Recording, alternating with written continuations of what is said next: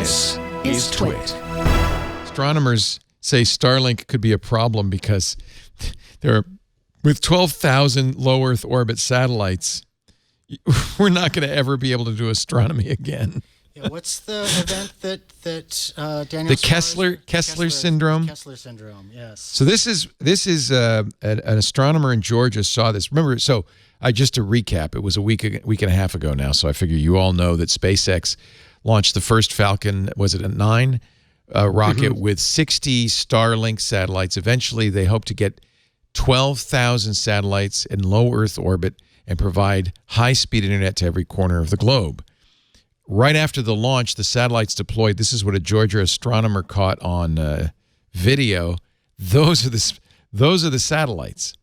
Now they won't. They're not yet fully deployed, so they won't be all in a line like that. But if you have 12,000 objects that bright in the sky, astronomers are very concerned. They will only be visible at sunrise and sunset. Oh, so this is the sun bouncing. Yeah. Oh, all right. Yeah. And that makes sense. And he's already said, Musk has already said that the rest of them they're gonna coat with something non-reflective to reduce the reflective. Maybe maybe they'll have stealth satellites by then. But it's only when it catches the sun, right? So in the middle of the night, you'll be able to see stars, no problem.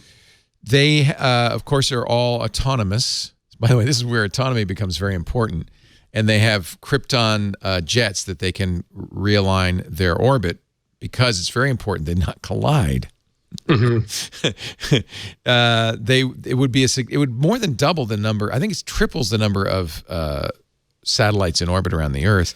And the Kessler... There are 2,000 satellites currently in orbit. So... That means 6 times. 6 times more. Yes. There'll be 14,000 all. And that is one concern is the clutter, just the sheer volume. Well, that's where the Kessler syndrome is a cause for concern. There's an astronomer back in the 70s who said, and there have been a number of science fiction novels based on this, if you were to have a collision and they would create more space debris, at some point, you'd start having a lot of collisions. You'd have a kind of exponential increase in the number of collisions. And pretty soon, the entire sphere would be surrounded by space debris to the degree that the planet would die. And if it didn't, the bigger problem would be you could no longer send anything into space because something would hit it. Yeah. Remember the scene in WALL-E? It's just like that.